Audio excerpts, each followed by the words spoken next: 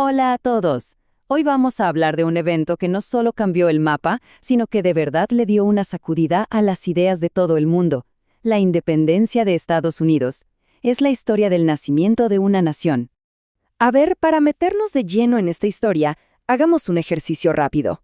Pensemos por un momento, ¿qué se sentiría vivir en un lugar donde alguien, desde lejísimos, impone las reglas, te sube los impuestos y, para colmo, ni siquiera te deja dar tu opinión? Bueno, pues eso no es un ejercicio hipotético. Esa era tal cual la realidad para la gente que vivía en las 13 colonias británicas allá en Norteamérica en pleno siglo XVIII. Era un pueblo que se cansó de los abusos y decidió que ya era hora de tomar las riendas de su propio destino. Ok, pero ¿cómo se llegó a ese punto de quiebre? Primero, entendamos cómo era esta relación a distancia y por qué empezó a irse a pique. Miren, por mucho tiempo las cosas funcionaron más o menos. La distancia entre Inglaterra y América era tan grande que las colonias tenían bastante libertad, ¿no? Manejaban sus asuntos locales, tenían su propia vida, pero, ojo, todo eso cambió después de una guerra carísima, la Guerra de los 7 años. Gran Bretaña ganó, sí, pero quedó, bueno, hasta el cuello de deudas. Y esto que les cuento nos lleva derechito al punto de quiebre. Ahora sí, veamos cuáles fueron las causas que realmente prendieron la mecha de la rebelión. ¿Y cuál fue la solución de la corona británica para pagar esas deudas?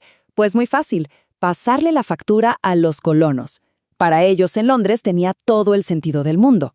Pensaban, oigan, gastamos un dineral defendiéndolos, ahora les toca cooperar. Y así, ¡pum!, empezó a llover una cantidad de impuestos, la ley del azúcar, la del timbre y la famosísima ley del té, que además era un golpe bajo porque le daba todo el negocio a una sola empresa. Pero el problema de fondo no era solo soltar el dinero. Lo que de verdad le servía la sangre a los colonos era pagar y pagar sin tener ni voz ni voto. O sea, no tenían un solo representante en el Parlamento británico. Y de toda esa frustración nació el lema que lo cambió todo, un grito de guerra potentísimo. No a los impuestos sin representación.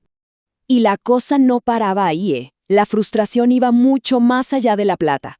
La corona les prohibió expandirse, les impidió vender productos que le hicieran competencia a Inglaterra, y ya para rematar, los obligaron a alojar soldados británicos en sus casas y darles de comer. Imagínense, la sensación de invasión era total.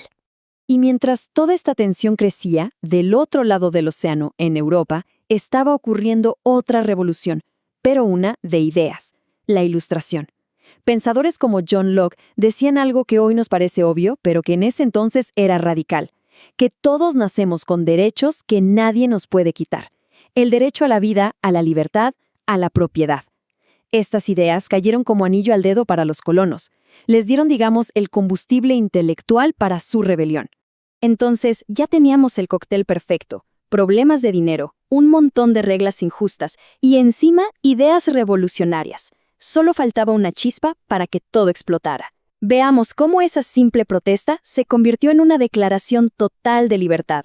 Y esa chispa, vaya chispa que fue, el famoso motín del té de Boston, en 1773. Un grupo que se hacía llamar los Hijos de la Libertad se subió a los barcos y ¡zas!, tiraron 343 cajas de té al agua. Un acto de protesta espectacular. Claro, la respuesta británica fue todavía más dura. Y para 1775, en dos pueblitos llamados Lexington y Concord, sonaron los primeros disparos. Ahí sí que sí. La guerra había comenzado oficialmente. Y solo un año después de que empezara la guerra, el 4 de julio de 1776, dieron un paso que cambiaría la historia para siempre. Firmaron la Declaración de Independencia. Escrita en su mayoría por Thomas Jefferson, decía algo que en ese momento fue una bomba, que todos los seres humanos nacemos iguales y con derechos que nadie, absolutamente nadie, nos puede quitar. Claro, una cosa es declararlo en un papel y otra muy distinta es ganarlo en el campo de batalla, ¿verdad? Ahora vamos a meternos de lleno en los momentos y las figuras clave de esta larguísima lucha. Y fue una guerra larga y difícil, ¿eh? Todo arranca en el 75, cuando nombran a George Washington comandante. Pero un momento que de verdad cambió el juego fue en el 77, en la batalla de Saratoga. Fue una victoria tan grande que convenció a Francia y a España de meterse a ayudar. Un apoyo que fue decisivo. El golpe final llegó en el 81, en Yorktown. donde el ejército británico no tuvo más remedio que rendirse.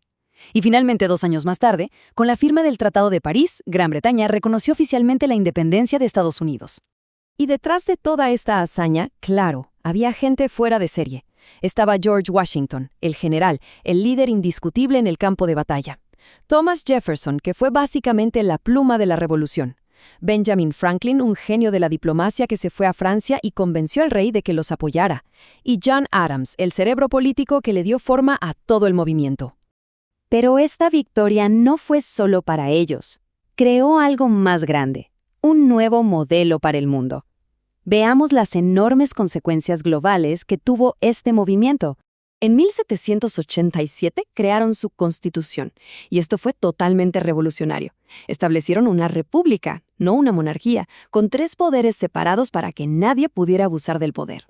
Fue el primer documento de su tipo en garantizar derechos como la libertad de expresión y de prensa. Y en lo económico, pues sin las reglas británicas encima, sentaron las bases para convertirse en una potencia mundial. Y aquí está la clave de todo. Pensemos en esto. Por primera vez en la historia moderna, un grupo de colonias se le plantaba cara a un imperio y le ganaba. Le demostraron al mundo entero que sí, que era posible. Y ese sí se puede provocó un efecto dominó increíble por todo el mundo.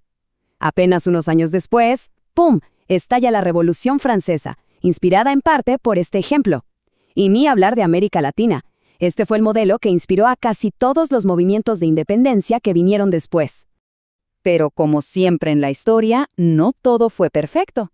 Para entenderlo bien, hay que ser críticos y ver la enorme distancia que había entre los ideales tan bonitos que se proclamaron y la cruda realidad de la época. Esa famosa frase de todos los hombres son creados iguales sonaba increíble, pero tenía una letra pequeña muy grande.